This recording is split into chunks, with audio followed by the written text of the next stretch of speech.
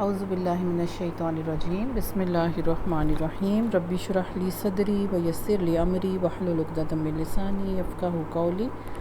آمین۔ السلام علیکم ورحمۃ اللہ وبرکاتہ۔ ہم سب جو ہیں اس فانی دنیا میں رہتے ہیں، ہمارے بہت سے پیارے، بہت سے جاننے والے رشتہ دار اگلی دنیا تک پہنچ چکے ہیں، اور عن قریب ان کے پیچھے جو ہے ہم نے بھی چلے جانا ہے۔ اختتام جو ہے بس یہی ہے۔ اللہ تعالیٰ سے دعا ہے کہ اللہ تعالیٰ مجھے اور آپ کو جنت الفردوس میں اچھی جگہ پر اپنے آگے جانے والے جتنے بھی لوگ ہیں، مسلمان ہیں، رشتہ دار ہیں، قریبی ہیں، ان سے اچھی جنت الفردوس کے اعلیٰ مقام پہ اللہ تعالیٰ ہم سب کو اکٹھا فرمائے۔ تو یہ دنیا کبھی خوشی کبھی غم، یہ چیزیں تو چلتی رہتی ہیں، دنیا کا حصہ ہے۔ تو اکثر یہ چیز جو ہے یہ پوچھی جاتی ہے، اچھا یہ اختلافی مسئلہ بھی نہیں ہے کہ اس کو ہم کہیں کہ یہ اختلافی مسئلہ ہے اور اس پہ بات نہ کی جائے۔ اصل میں یہ ایک اتنا اہم پوائنٹ ہے، ایشو ہے، جب کسی مسلم گھر کے اندر کسی کی وفات ہو جاتی ہے، کسی مسلمان کی،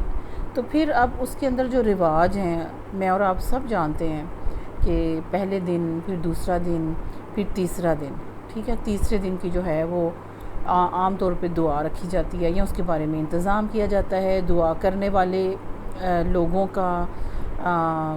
یعنی ارینج کیا جاتا ہے، باقاعدہ دعوت دی جاتی ہے۔ تو کیا یہ چیز پیارے نبی صلی اللہ علیہ وآلہ وسلم سے، آپ صلی اللہ علیہ وآلہ وسلم کے اصحاب سے، سلف صالحین سے، کیا یہ چیز ثابت ہے، یا انہوں نے یہ پریکٹس کی تھی، یا اس کی کیا حقیقت ہے؟ تو اس کے بارے میں تھوڑا سا چھوٹا سا یعنی ہمیں مین پوائنٹ میں آپ کے سامنے رکھوں گی کہ اس میں ہمیں کیا کرنا ہے اور ہمیں کس طرف یعنی عمل جو ہے ہمارا کیا ہونا چاہیے۔ ٹھیک ہے، ایک صدمے کا دن ہے، ایک جدائی کا دن ہوتا ہے۔ اصل میں یاد رکھیے کہ دنیا جدائی ہی کا گھر ہے، اور ملاقات اور ملنا اور وہ سب جو ملاقاتیں، اور بالکل یہاں پہ جہاں پہ کوئی جدائی نہیں ہوگی، اس کا نام آخرت ہے۔ تو آخرت میں کامیاب ہونے کے لیے، پیارے نبی صلی اللہ علیہ وآلہ وسلم کے گروہ میں جانے کے لیے، آپ علیہ السلام کے ساتھیوں میں شامل ہونے کے لیے، آپ علیہ السلام کے ساتھ حشر، اگر میں اور آپ چاہتے ہیں ہمارا حشر یعنی ہمارا اکٹھ ان کے ساتھ ہو، تو پھر ہمیں ان جیسے عمل کرنے کی بے حد ضرورت ہے، اور کوشش کرنی ہے، اس کو سمجھنا ہے، اور آگے بھی اس کو آپ ڈسکس کریں، اس کی پہلے سمجھ لیں، ٹھیک ہے۔ تو اب دیکھیں کہ اصل میں تیسرے دن کی دعا جو ہم کرتے ہیں، یہ اگر ہم اس کو کل نہیں نہ کہتے، ہم اگر کہیں کل ہیں، کل نہیں ہیں، اگر ہم کل نہیں بھی کہہ رہے، تو تیسرے دن کی دعا جو رکھی جاتی ہے وہ کلوں ہی کا بدل ہے۔ یعنی بریلوی جو ہیں اس کو کل کہہ دیتے ہیں، اور اہل حدیث جو ہیں وہ کل نہیں کہتے، بلکہ تیسرے دن کی دعا کر لیتے ہیں۔ جب یہ کام نیا شروع ہوا، تو یہ 85 یا 86 کی جو ٹائم پیریڈ تھا، ڈیوریشن تھی، اس کی ایجاد ہے۔ اس سے پہلے یہ چیز اہل حدیث کے اندر موجود نہیں تھی، ٹھیک ہے۔ تو بہرحال اس کو سختی کے ساتھ جو ہے منع کیا گیا ہے مساجد کے اندر سے، کہ یہ سارے کام وہی ہیں جو وہ دوسرے لوگ جو ہیں وہ کرتے ہیں، جیسے وہ لوگ جو ہیں وہ نعتیں پڑھتے ہیں، اور ہم اگر اس کو رکھیں تو ہم تقریر کر لیتے ہیں، چھوٹا سا درس رکھ لیتے ہیں، وہ بعد میں دعا مانگتے ہیں، اسی طرح ہم بھی بعد میں دعا مانگ لیتے ہیں، ٹھیک ہے۔ تو پھر اس میں فرق تو کوئی نہ ہوا، تو ایک ہی چیز ہو گئی۔ تو ابھی بھی بہت سے ایسے لوگ، بہت سی ایسی معلمات ایسی موجود ہیں جو کہ یہ کام کرتے ہیں ایسے ایونٹ پہ۔ تو انشاءاللہ ہم اس چیز سے سمجھیں گے، اور اس کو جو ہے آپ خود اینڈ پہ فیصلہ کریں گے کہ آپ کو کیا کرنا ہے، کیا نہیں کرنا۔ دیکھیں نا، آپ دیکھیں کہ بڑے بڑے علماء ہیں، ان کے گھر میں بھی وفاتیں ہوتی ہیں، ایسے مواقع پہ شہر کے سارے ہی علماء ایک ہی گھر میں اکٹھے ہوئے ہوتے ہیں، مگر کبھی انہوں نے یہ کام نہیں کیا، انہوں نے کبھی دعا بھی نہیں کی، نہ کسی سے کروائی ہے، نہ اس کا کوئی ارینج کرتے ہیں۔ وجہ یہ ہے کہ وہ جانتے ہیں کہ یہ نبی پاک صلی اللہ علیہ وسلم سے ثابت عمل نہیں ہے، اس لیے اس چیز کو کھلے دل سے ذرا سمجھیں کہ یہ مسئلہ ٹھیک نہیں ہے۔ یعنی تیسرے دن رکھنا، اچھا تیسرا دن نہ بھی رکھیں، دوسرا دن رکھ لیں دعا کا، تو بات تو ایک ہی ہے۔ ہندو اور مسلم پہلے وقتوں میں جب اکٹھے رہتے تھے، اب ذرا ماضی میں تھوڑا سا دیکھ کے ہم اس کو دیکھتے ہیں یہ کہاں سے چلا تھا۔ ہندو مسلم جب اکٹھے رہتے تھے اس وقت سے یہ روایت چلی آ رہی ہے، یعنی کچھ چیزیں ایسی ہوتی ہیں جو عوام سے ان کو اچھی طرح سے معلوم ہو جاتی ہیں، یعنی ہمیں عوام سے اچھی طرح وہ چیزیں معلوم ہو جاتی ہیں، کتب میں بھی ہیں، کتابوں سے بھی ہم پڑھ سکتے ہیں۔ تو اس وقت کے جو لوگ جو مسلمان ہیں وہ بتاتے ہیں اصل میں، جو کہ اس کمیونٹی میں اکٹھے رہے ہوئے ہیں، جب ہندو اور مسلم اکٹھے ہوتے تھے، وہ لوگ بزرگ، وہ لوگ جو ان کے ساتھ رہے، وہ بتاتے ہیں کہ جو ہندو لوگ ہیں ان کا یہ رسم ہوا کرتا ہے کہ اپنی جس میت کو وہ جلاتے ہیں، پھر تیسرے دن اس کی ہڈیوں کو، استغفر اللہ، تیسرے دن آ کے وہ ہلاتے ہیں، لکڑیوں کو بھی ہلاتے ہیں اور ہڈیوں کو ہلاتے ہیں تیسرے دن آ کے، اور تیسرے دن اکٹھے ہوتے ہیں اس کام کے لیے، اور پھر شاید ساتویں دن اس کی ہڈیاں جو ہیں وہ کوئلوں کے اندر سے چن لیتے ہیں ساتویں دن۔ پھر اس کے بعد ان کا تیسرا، ساتواں، 10واں، 40واں یہ دن ہوتے ہیں، پھر سالانہ برسی تو وہ ویسے ہی ایک یادگیری کے طور پہ کرتے ہیں۔ تو جب مسلمان ایسے اکٹھے رہا کرتے تھے، ان کے قریب رہتے تھے، ہمسائے تھے، ایک ہی دیوار کے ساتھ مسلمان کا گھر ہوا کرتا تھا، تو ان کا یہ طریقہ ہوتا تھا کہ جب فوت ہوتا تھا ہندو کے گھر میں کوئی،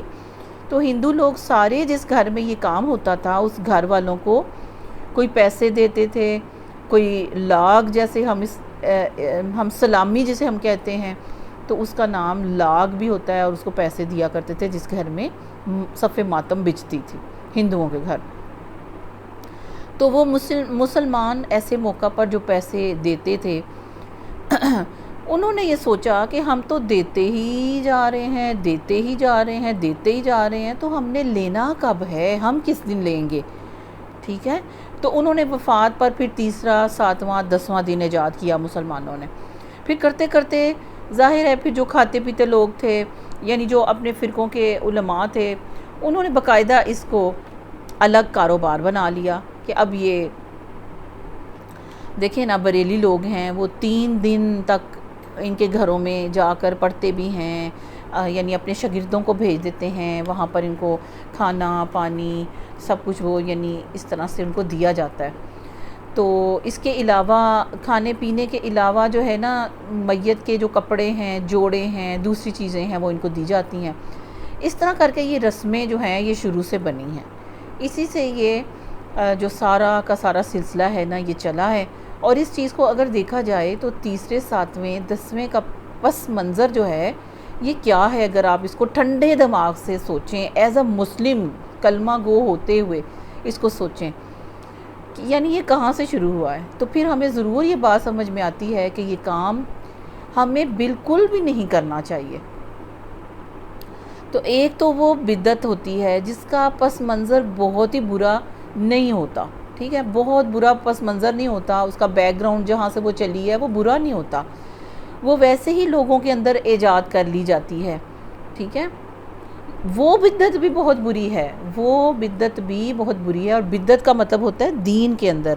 نئی چیز کا آغاز کرنا یا اس کو رواج دینا۔ دنیا کی نئی چیزوں کی بات نہیں ہو رہی، دین کے اندر نئی چیزوں کو ایجاد کرنا۔ تو وہ بھی جس کی نیت یا جس کا پس منظر، جس کا بیک گراؤنڈ برا نہیں ہے،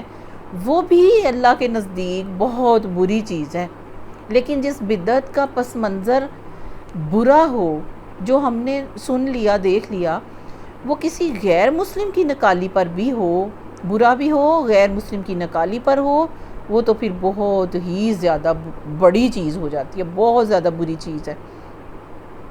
تو اللہ تعالیٰ ہمیں اس سے بچنے کی توفیق عطا فرمائے، اس کو سمجھنے کی توفیق عطا فرمائے، ٹھیک ہے۔ کہ یہ ہمیں روز روز کے جو سوال ہیں کہ ہمیں یہ پوچھنا پڑتا ہے، ارینج کرنا پڑتا ہے، نہیں پتہ چل رہا، کسی دوسرے کو کہنا پڑتا ہے کر کے دیں، جیسے یہ ایک بڑی ضروری چیز ہم نے بنا لی ہے. تو یہ اس کا کوئی یعنی کہ پس منظر جو ہے ایک تو بہت بھیانک ہے، ٹھیک ہے. دوسری بات یہ ہے کہ بدعت ہے، اور پیارے نبی صلی اللہ علیہ وآلہ وسلم، آپ صلی اللہ علیہ وسلم کے اصحاب، آپ صلی اللہ علیہ وآلہ وسلم کے سلف صالحین میں سے یہ عمل کسی نے نہیں کیا.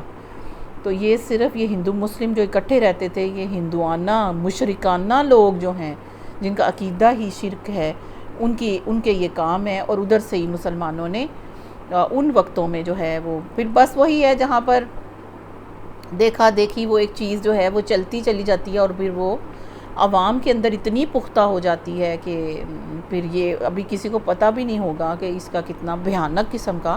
بیک گراؤنڈ ہے. اللہ تعالیٰ مجھے اور آپ کو اصلاح کرنے کی، اپنے اعمال کی توفیق عطا فرمائے، اور اللہ تعالیٰ ہمیں ان تمام اعمال کو کرنے کی توفیق عطا فرمائے جن پر اللہ راضی ہوتا ہے، جس پہ پیارے نبی صلی اللہ علیہ وسلم کی